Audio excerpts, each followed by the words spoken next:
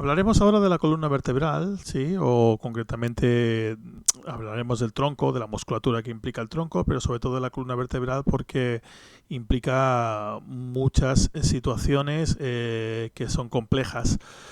Incluso lesiones que son limitantes y que pueden impedir que un deportista pueda practicar bien o con regularidad el deporte o incluso que lo tenga que dejar. Veremos ahora una serie de vídeos que nos situarán un poquito, que hablarán de la columna vertebral y toda su complejidad.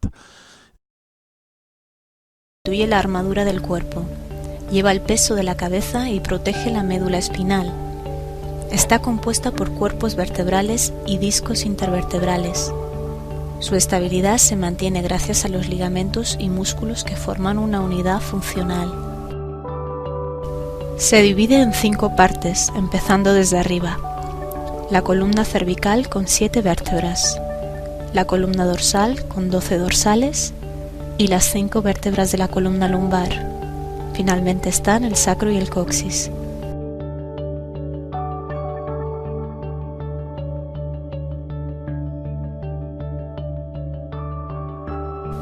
Una vértebra está compuesta por el cuerpo vertebral, que es donde recae la carga principal del cuerpo, y el arco vertebral, desde el que salen las apófisis transversas, las apófisis articulares y espinales.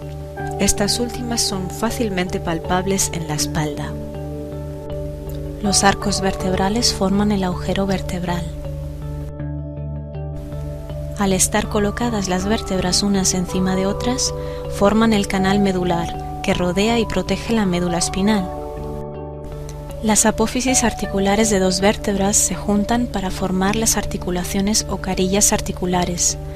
Estas articulaciones tienen muchos receptores del dolor y son, entre otras cosas, las responsables de que se produzcan dolores de espalda. A ambos lados de las vértebras sale un nervio espinal del canal medular, tanto por la izquierda como por la derecha. Este nervio atraviesa los agujeros de conjunción laterales.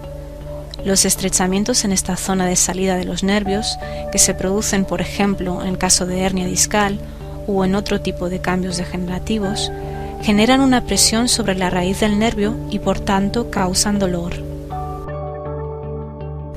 Con excepción de la primera y segunda vértebra cervical, y también el sacro y el coxis que están fusionados, todas las demás vértebras están separadas unas de otras por un disco intervertebral.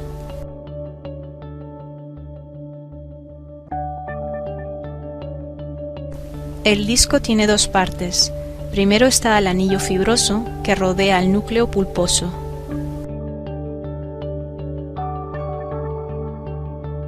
El anillo se parece a una cebolla. Está formado por distintas capas de fibras oblicuas. En cada capa, las fibras miran en sentido contrario al anterior. La movilidad de la columna se debe sobre todo a los discos intervertebrales, que igual que un cojín de agua, amortiguan todo tipo de cargas y vibraciones, por lo que funcionan como amortiguadores.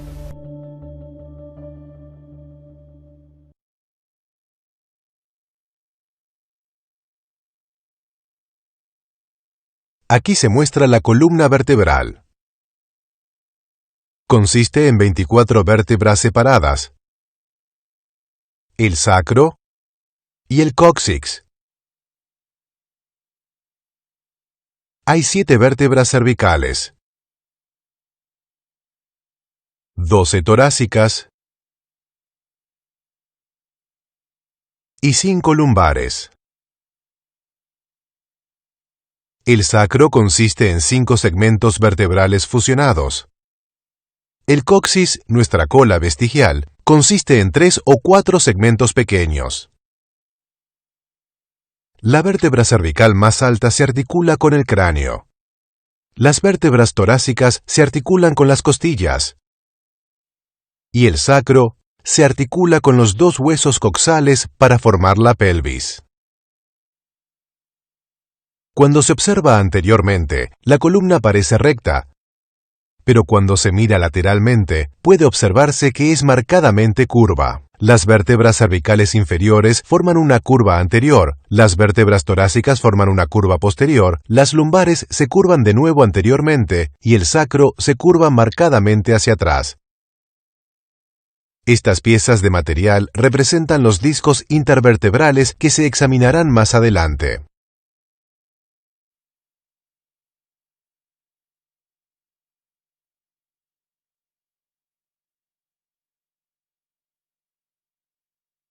Debido a esta disposición, no hay casi rotación entre las vértebras lumbares.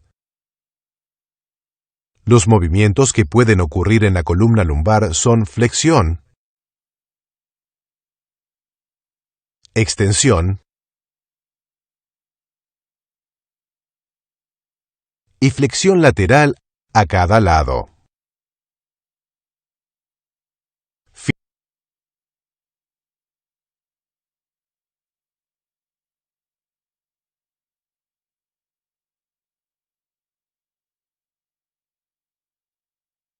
Ya que se han identificado los huesos de la columna vertebral, observemos ahora las estructuras que mantienen unidos a los huesos y que permiten su movimiento. Primero los discos intervertebrales, luego los ligamentos de la columna vertebral y finalmente las articulaciones posteriores.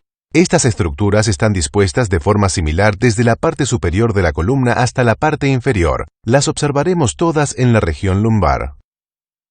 Aquí hay un disco intervertebral, que conforma un gran cojín de fibrocartílago firmemente anclado al cuerpo vertebral, arriba y abajo en toda su circunferencia. Si se hace un corte en el disco y se observa desde arriba, puede verse que está hecho de láminas concéntricas de material.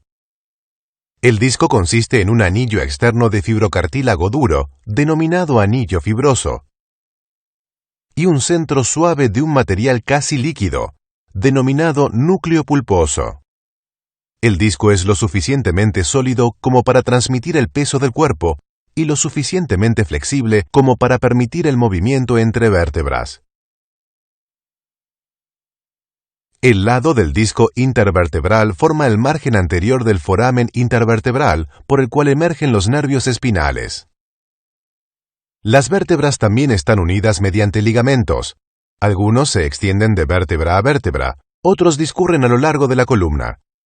Comenzando por detrás, se identificarán los ligamentos que unen los procesos espinosos, los ligamentos interespinosos y supraespinosos. Después, el ligamento que une las láminas juntas, el ligamento amarillo. Finalmente, se observarán los dos ligamentos que ayudan a sostener los cuerpos juntos, los ligamentos longitudinales anterior y posterior.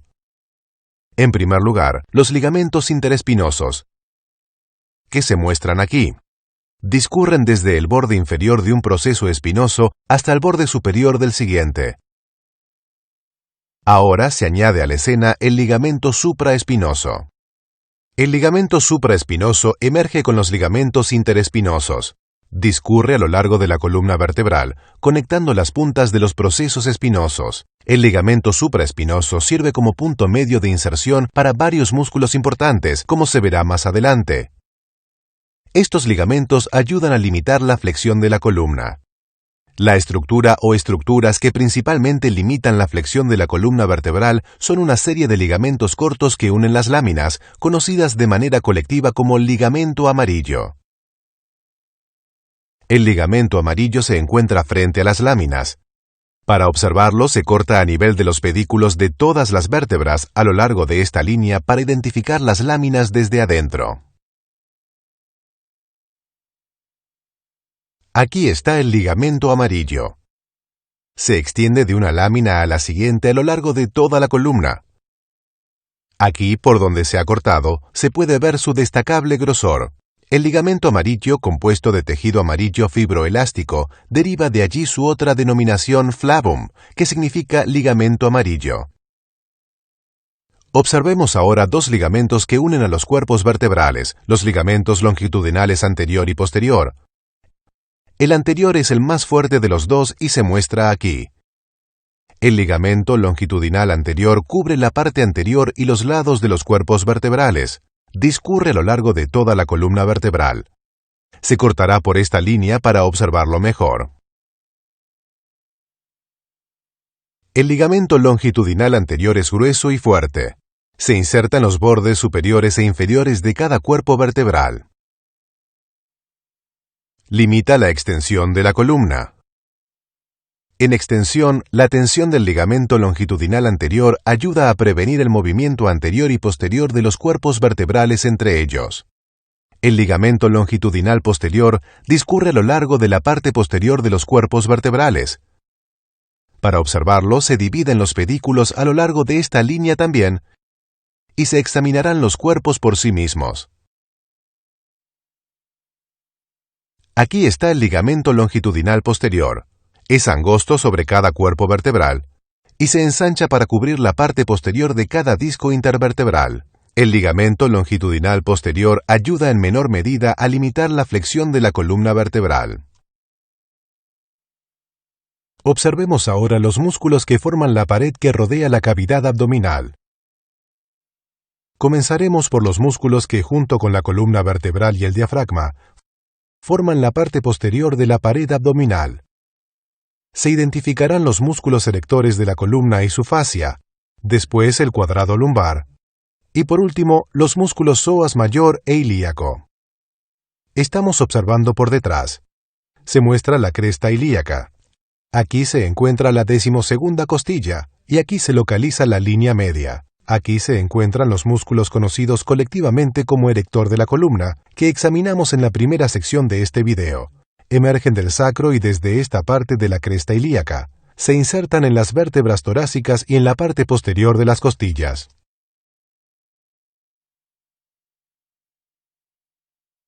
Los músculos erectores de la columna están encerrados por delante y por detrás por esta masa de tejido tendinoso denominada fascia toracolumbar. La capa en la parte posterior del erector de la columna emerge de los procesos espinosos. La capa enfrente sale de los procesos transversos.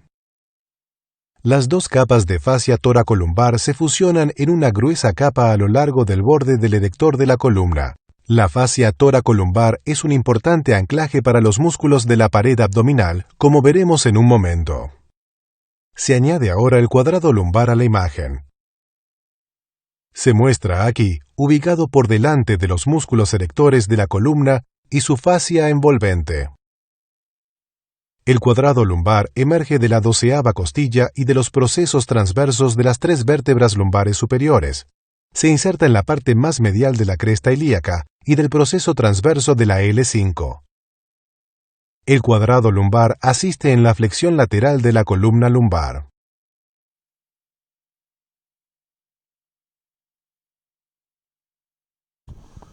Bien, como veis, el tema de la columna vertebral es un poco denso. Tiene muchos ligamentos, mucho tejido conectivo, los propios erectores y el cuadrado lumbar también tiene mucho tejido conectivo, ¿vale? Si veis, músculo, de hecho, cuadrado lumbar es más blanco que rojo, ¿no?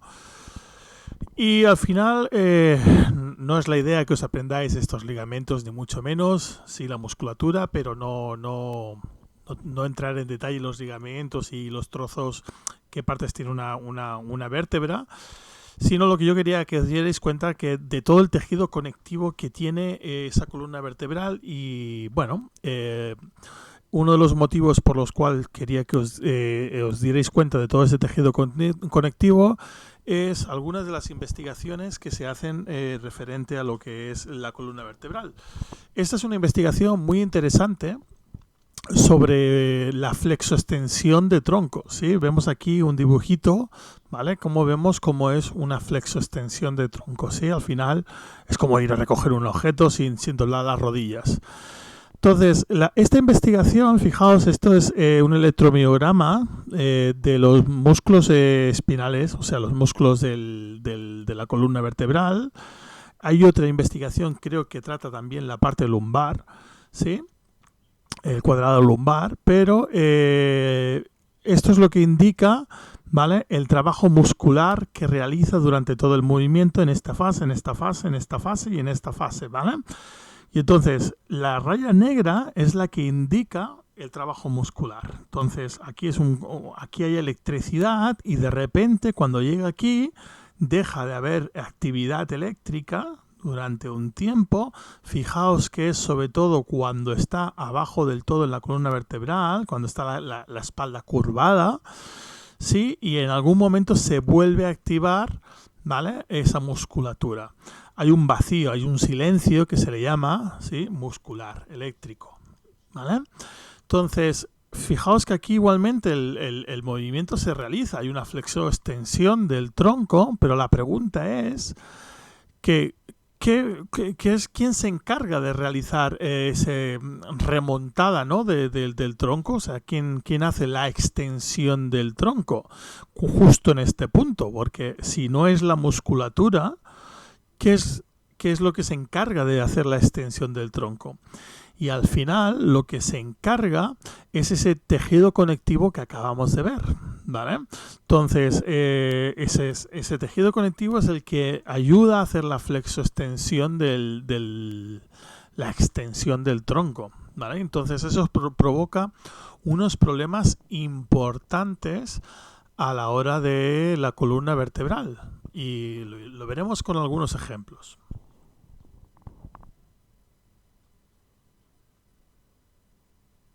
En esta situación vemos como esto es una sentadilla, fijaos, y normalmente ¿qué pasa con las sentadillas? Pues tenemos mucho cuidado, que si la espalda, que nos podemos lesionar, ¿vale? Habría que ver si está bien hecha, pero si está bien hecha normalmente pues no suele tener problema, ¿vale? Pero el problema está principalmente cuando cargamos o descargamos los discos o recogemos un objeto. Fijaos lo que va a pasar aquí con la espalda, ¿sí? Fijaos esta curvatura, que esto es lo que estábamos hablando hace un momentito en la investigación. Esa curvatura, ¿quién se encarga de levantar, hacer la extensión de ese tronco? ¿Sí? Lo vamos a ver. ¿Qué es lo que pasa? Bien, al final esa columna vertebral necesita de una base, una sustentación de la columna, ¿vale? Si no hay esa sustentación, si no hay ese trabajo muscular, lo que puede pasar es que los discos vertebrales puedan sufrir esa extensión o flexoextensión del tronco. Como vemos aquí, aquí lo que está trabajando no es la musculatura. En cambio, en el momento en que se activa la espalda, o sea, esa musculatura, ¿vale? Sí que se activa, digamos, la musculatura que protege la espalda.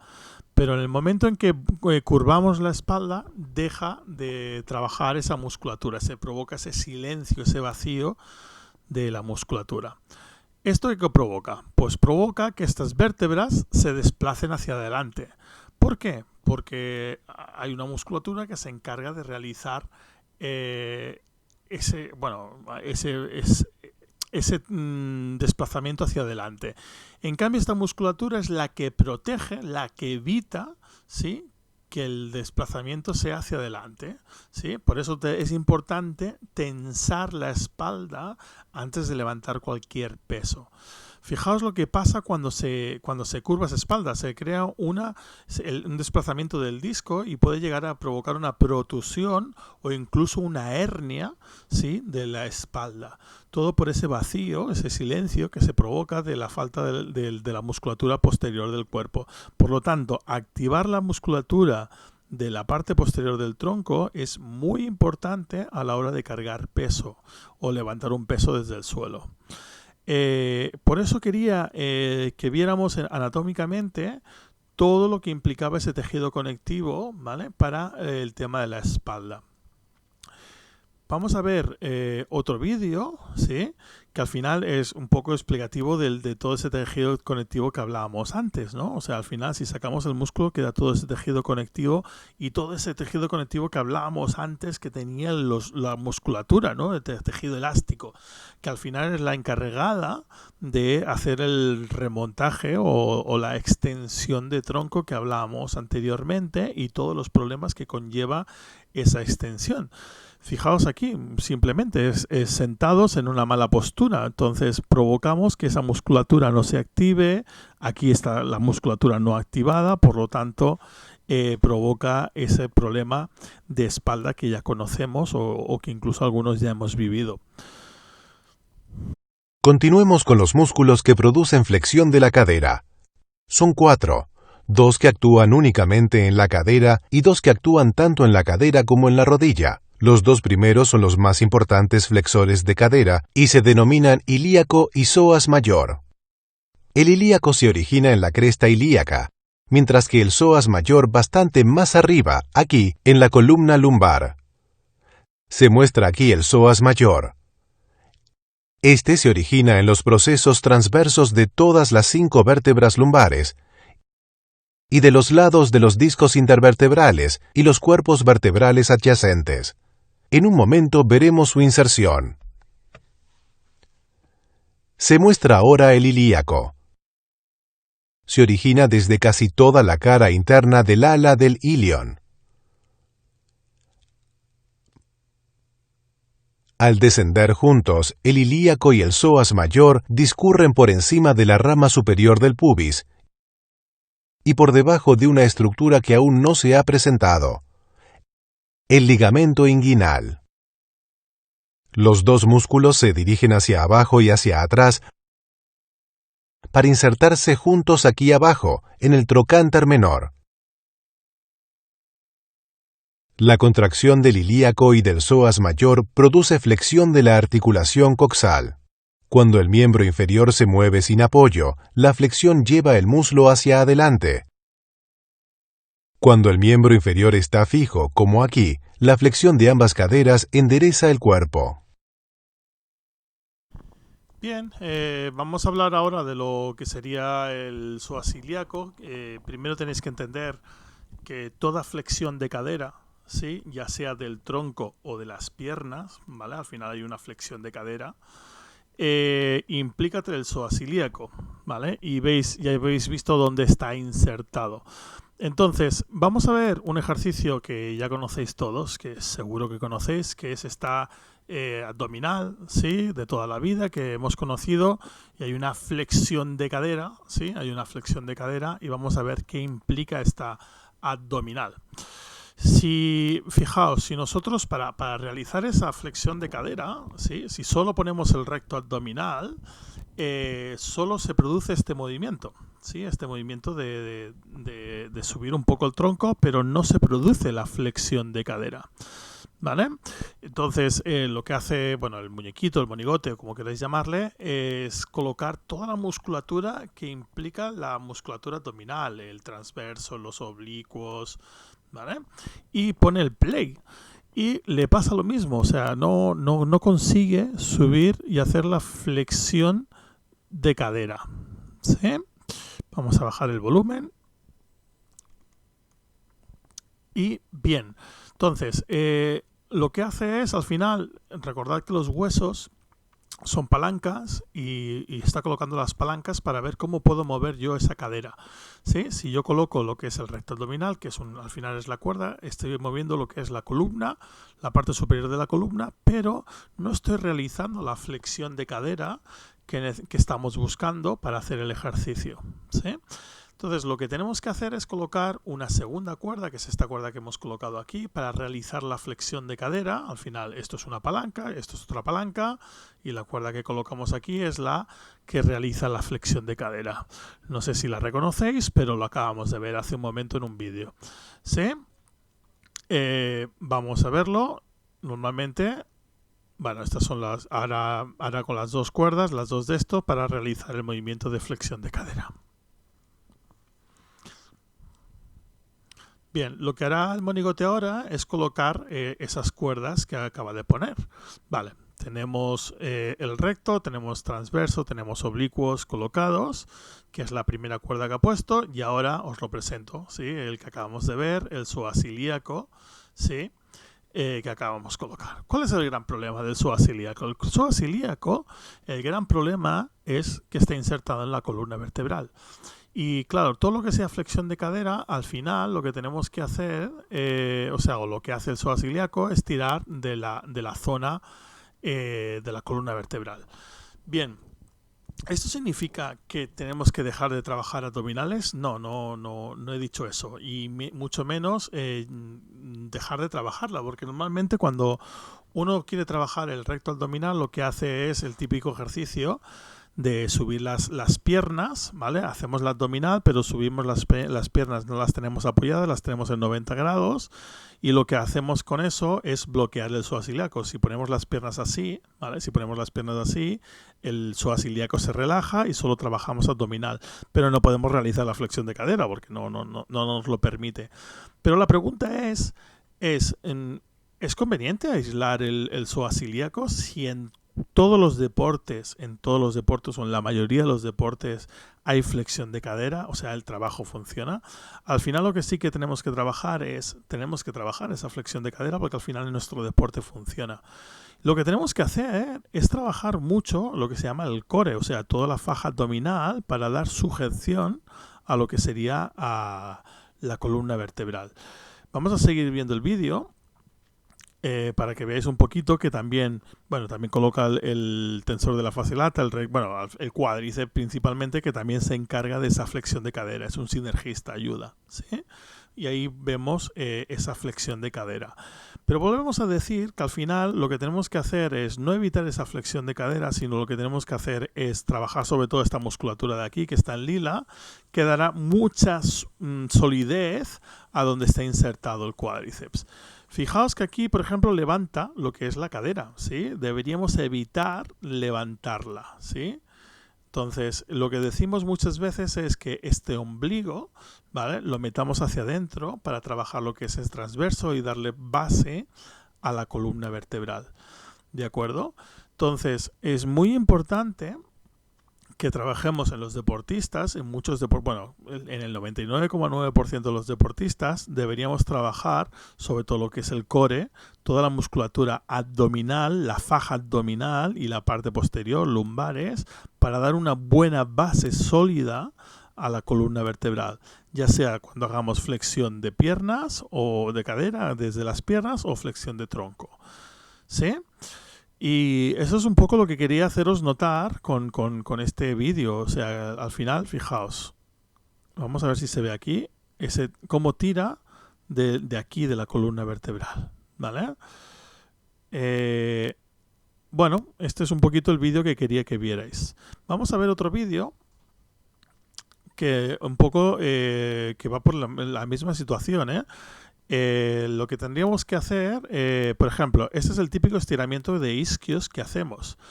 Claro, si tenemos una buena flexibilidad, o sea, somos bastante elásticos, no habría problemas, pero cuando no tenemos una buena flexibilidad de isquiotibiales, la tendencia es a curvar la columna vertebral, ¿vale?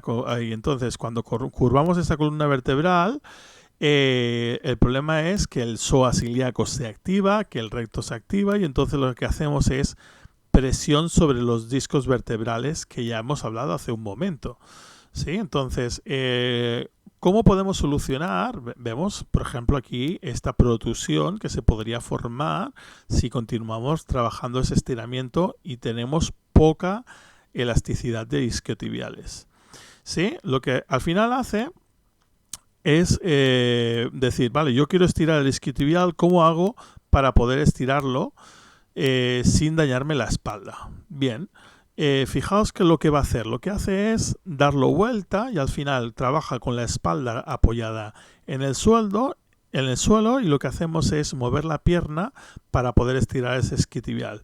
Es mucho mejor para gente que no tiene elasticidad en el isquiotibial. Para gente que sí tiene elasticidad y es capaz de mantener la espalda recta, no hay ningún problema, pero para gente que tiene problemas de elasticidad a nivel de isquiotibiales, deberíamos trabajar este estiramiento principalmente para evitar los problemas de espalda, ¿sí? Vemos aquí que esta chica, por ejemplo, es flexible, no tiene ningún problema, la curvatura no es muy grande, pero en cambio aquí sí que pasa que no tiene flexibilidad y por lo tanto curva la espalda más de lo necesario.